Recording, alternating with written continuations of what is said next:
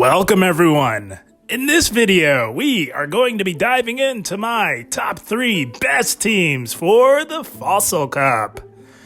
The Fossil Cup, brand new specialty cup that Niantic has introduced for Pokemon Go Battle League Season 11, and it should be pretty fun, guys. So those of you who are unaware, the Fossil Cup rules are it only allows 3 typings, and that is water, rock, or steel. And it must be at the Great League format, which is 1500 CP or less. So should be pretty fun with these types of metas, these very limited metas, and Fossil Cup is one of the most limited metas I've seen in Pokemon Go Battle League. There's always that risk of the rock, paper, scissors phenomenon. So a good way to get around that, guys, is to run a very strong and solid ABB style team. That is how you get around that. And we've got some very solid teams on this list for you guys, as I'm sure, I would say, 90% of us are going to be in the Fossil Cup, as it is running alongside the Open Master League. And unless you have a fully stacked roster of level 50 legendaries, I would bet the house that you're going to be in the Fossil Cup. I know I am, because there's no way that I have the resources for Open Master League. So should be fun. I think you guys will really enjoy these teams. A lot of them look super fun, and I'm definitely interested to try a few of them myself. But without further ado, let's have a look at team number 1. All right, guys, here we go. Team number 1. And it is quite the team for the Fossil Cup, guys. It may just very well be the strongest team you could possibly run, and that is not hyperbole. I am not kidding. So generally, in terms of team building with PvPoke, it's pretty tough to get a solid scorecard in these limited metas. So when you see a very good scorecard in a meta like this, you know it's going to be a very good team that will really help you with the climb or just have some fun in the Fossil Cup. And it leads with Lucario on the lead. Azumarill is your safe swap, and Araquanid in the back on team number 1. This is a very powerful team, guys. Let's have a look at the scorecard here, and not bad at all, guys. This is about as good as you get for a scorecard in a very limited meta like the Fossil Cup, guys. I'm telling you, I team build day in and day out, and I'm looking at this scorecard and my eyes nearly popped out of my head. It's amazing, guys. You get an A for coverage, an A for bulk, a B for safety, and a C for consistency. You do not get much better than that. And guys, when you're team building on PvPoke, I say the most important scoring metric is the coverage. If you can get as high a score as possible in the coverage department, you are looking really good, and we do get that A for coverage. And solid rating all across the board. Consistency is the the lowest one on the totem pole, I would say, in terms of being concerned about. So that C does not bother us at all, guys, for team number 1. Very strong team. So classic ABB line, guys. You've got a fighter up front, a steel type fighter at that, which is going to have some problems with opposing Lucarios. So you're going to swap into Azumarill on the Lucario mirror matchups and look to play from there. Of course, all the other steel and rock types, Lucario is going to run right through, guys, like a hot knife through butter. The Tin Can Man, known as Registeel, is going to be quite powerful in this meta as well, and I do imagine you will be seeing it on the lead quite a bit. So running Lucario on the lead, you have no worries about the Tin Can Man, and the same goes for Ferrothorn as well, which I think will have a lot of play in this meta. Ferrothorn is going to be quite strong, and you may see a lot of those on the lead as well, and you can rest assured that you will be winning lead on the Ferrothorn and Registeel leads. Now, as Cavalier, you could see I don't imagine you see too many of them, but if you do, you've got two solid answers to Escavalier on your team, and it is going to be quite squishy as well in this meta. So everything else is Lucario is going to be absolutely dominant. I really wanted to address Jellicent, because if you take a look at Jellicent and these matchups here, you can see on paper it technically beats all three of these Pokemon individually, and that is considering the one shield scenario. So the idea with leading with Lucario is you can actually beat Jellicent in the two shield, because Lucario runs Power Up Punch and Shadow Ball as its charge moves, which means that you can absolutely one-shot Jellicent because Lucario hits like a truck. So don't let that score there between Lucario and Jellicent deter you at all. If you play out the two shield scenarios successfully, you will be sending the Jellicent packing with your Lucario. And if things go awry, Azumarill does have some solid play against Jellicent as well, provided it has either a shield or a health advantage. So you really want to work to get your Jellicent aligned to your Lucario, preferably on even shields in the 2 shield or with a 2-to-1 shield advantage. Skarmory could pose some problems, but you can just Power Up Punch and maybe even set up a Shadow Ball to hit Skarmory with. Skarmory's not too big of a deal for this team, and you've got Azumarill to handle Skarmory as well. You just kind of want to keep Skarmory away from your Araquanid, guys, because at the end of the day, Araquanid is still a bug type and will be taking super effective damage from the flying type damage. And the same goes for Pelipper, which I do imagine you will be seeing quite a bit of in this meta. You could maybe try and grab a shield and then make a play into Azumarill. That's how I would play it. So you build up to that big Shadow Ball and really threaten to do some heavy damage. And you'll either land that Shadow Ball or you'll grab a shield, and then you can make a play into Azumarill and go from there. But everything else is pretty straightforward. This team, I believe, in my humble opinion, guys, maybe a slight tad bit of bias there, but in all honesty, I'm truly confident in saying that this is most likely the strongest team that you can possibly run in the Fossil Cup meta, and will absolutely rack up the wins for you and really help you achieve whatever your goals may be for Pokemon Go Battle League Season 11. So that is team number 1. Lucario on the lead, Azumarill on the safe swap, and Araquanid in the back. Now, guys, if you don't have a Lucario, quickly, 2 very solid replacements for Lucario would be either Swampert or Whiscash. If you hop on the PvPoke yourself and put either Swampert or Whiscash in Lucario's place, you will get a very similar scorecard. The only difference is you get a C for safety and a B for consistency. So the safety and consistency scores are flip-flopped with either Swampert or Whiscash. The one downside to running Swampert or Whiscash on the lead is you kind of have some trouble with a Ferrothorn lead. Ferrothorn could cause some big problems there. But you may not see too many of those, and that's just if you don't happen to have a Lucario. Swampert or Whiscash will do just fine in its place. So yeah, that's team number 1, guys. With all that said, let's have a look at team number 2.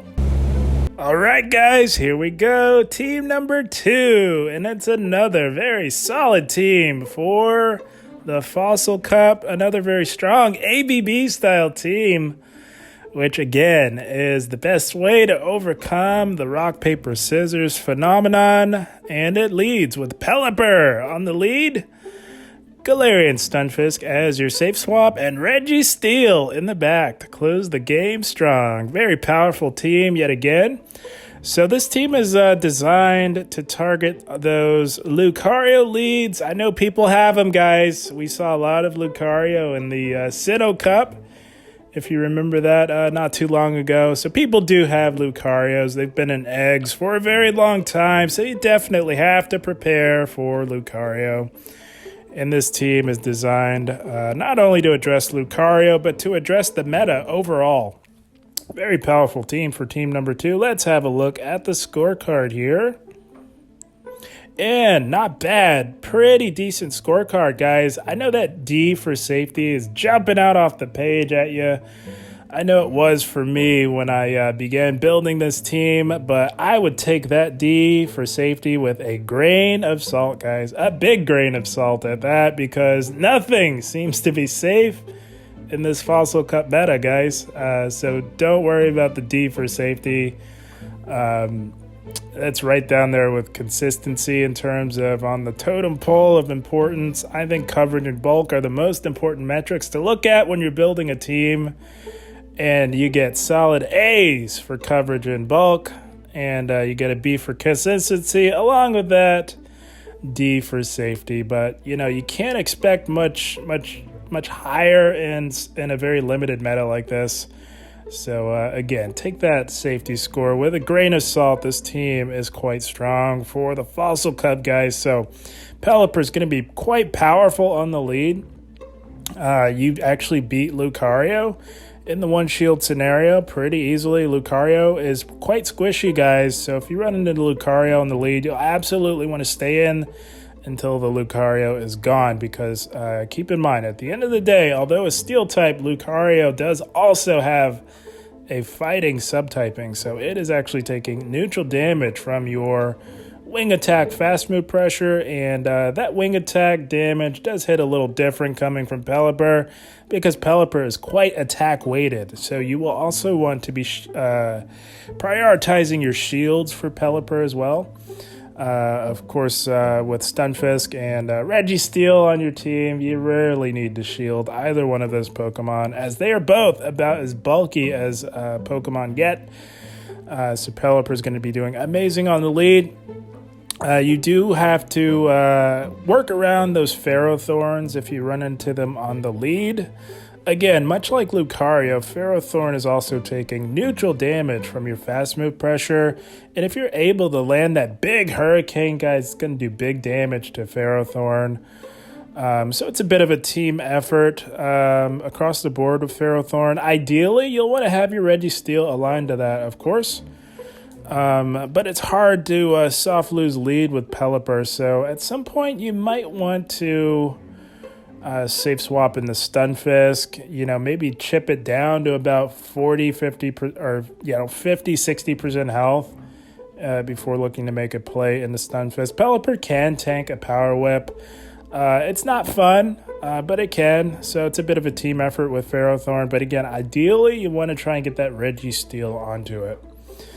Another target that I wanted to go over was Azumarill with Pelipper on the lead. Now, back in the day, before they nerfed Weather Ball, you could land a Hurricane plus Weather Ball and win the Azumarill matchup. But since the nerf, that Weather Ball at the end doesn't quite cut it. So you definitely want to land that Hurricane, and a lot of Azumarills will let it go through, especially if they're XL, because they can tank it. And once you land that Hurricane, then you can safely go into Stunfisk. But again, much like Ferrothorn, ideally you'll want to eventually get your Registeel onto that Azumarill, if at all possible. But everything else with team number one is pretty straightforward. You're going to be winning lead a lot, as you can see with all the purple and pink X's. That means you're winning lead a lot with Pelipper, guys. So you will rarely have to swap out, but if you do, Stunfisk is a very strong and reliable safe swap, because even with a type disadvantage, it can often either grab a shield advantage for you or just flip switch altogether. That is how powerful Stunfisk is as a safe swap. And of course, you don't get much better of a closer than Registeel with that heavy shield and health pressure from either Zap Cannon or Focus Blast. Not a whole lot can run from that with Registeel. So very powerful team for team number two. Definitely one I will be giving a try myself in the Fossil Cup. And that is Pelipper on the lead, Galarian Stunfisk as your safe swap, and Registeel in the back to close the game strong. So guys, with all that said, that is team number two. Let's have a look at team number three. All right, guys, last but certainly not least, we've got team number three, and yet another very solid and strong team for the Fossil Cup. Now, this team is going to work a little different to the typical team comp that I recommend. So this is sort of I would call it sort of a pivot team, and I'll expound on that a little bit more here. But it does consist of Jellicent on the lead, Swampert on the safe swap, and Araquanid in the back for team number 3. So what I mean by a pivot team is that with Jellicent as a lead, you're not swapping out, guys. So you're either going to win lead or lose lead, which will, if you lose lead, that's where the pivot terminology comes into play. So if you lose lead, you're going to pivot into either Swampert or Araquanid. Either one of those Pokemon will beat whatever you lost lead on. And we'll get into that a little bit more as we look at the matchups. But first, let's have a look at the scorecard for team number 3. And there you have it, guys. Very, very solid scorecard for team number 3. You're going to be doing very well with this team if you play it the right way. You get an A for coverage, which I believe is the most important metric when evaluating a team on PvPoke. You get a B for bulk, B for safety, and a C for consistency for team number 3. So let's get into this a little bit with the matchups, because if you play this team correctly, you will be doing very well. Sort of a semi-advanced strategy with team number 3, but I definitely think that it is worth exploring. So, Jellicent on the lead. You're either going to lose lead or win lead with Jellicent. You're rarely going to swap out, because the reason why is because Jellicent can hit everything in this meta for heavy neutral damage with the threat of the Shadow Ball, and you can also threaten shields with the threat of the debuff as well with Jellicent. So something like Registeel on the lead, you're going to lose lead on that because you will be grabbing health or shields. Most Registeels will shield the first move, so they can get off that Zap Cannon debuff and keep on trucking along. So the beauty of that is you preserve that shield for Jellicent. Get as much health or shields as you can with it on the lead and just soft lose lead with it. That will allow you to then come in with Swampert onto something like a Registeel or a Stunfisk, and you can go from there. They will likely give you switch advantage, and you can pivot into Araquanid appropriately, depending on if Araquanid can beat whatever they swap out on. Something like a Ferrothorn as well. You're going to lose lead with Jellicent, do as much damage as you can while you're in there, and then look to pivot into Araquanid. Because it may not seem like it, but guys, Araquanid actually beats Ferrothorn in the one shield. So if you can grab a shield with the threat of the Shadow Ball, Ferrothorn's not going to like tanking Shadow Balls from Jellicent. And Jellicent's bulky enough to hang in there long enough to do the job. And then you can pivot into Araquanid on something like a Ferrothorn.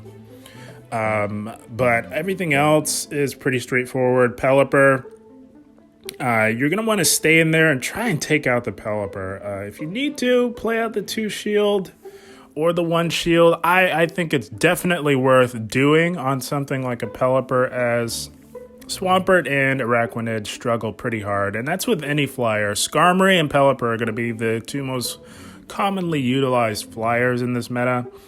The same principle applies to Skarmory as it does to Pelipper, although Swampert can do very well against Skarmory, especially if it has a shield advantage. It's never a bad idea to preserve a shield advantage for Swampert, because it can be one of the more powerful closers in any meta, especially in the Fossil Cup. So I think, so like Ferrothorn and Cordelia, I sort of put them in the same category. You're going to want to soft lose lead on that and then pivot into Araquanid. Generally, if you utilize this pivot strategy, they will either stay in or give you switch advantage, generally give you switch advantage, and then you can align appropriately. So that's sort of how this team is played. it's a pivot strategy. You're staying in on lead with Jellicent. You're going to either win lead or soft lose lead, because there isn't much that will there aren't many things in this meta that will want to tank too many of those shadow balls or take too many of those debuffs. So very powerful and effective team for team number 3. Amazing scorecard, and should be quite effective for you guys. So either way you look at it, it's either sort of an advanced strategy or a very simplistic strategy. Just depends on your perspective, because it is quite simple as well. I mean, you don't have to worry about swapping out. You're staying in with Jellicent on every lead. You're either going to win lead or soft lose lead and leave that with a shield advantage or a health advantage. That way you can pivot into either Swampert or Araquanid and should have a pretty good game from then on out. So very, very solid team for team number 3. Definitely one I will try out to show you guys what I mean by this pivot strategy.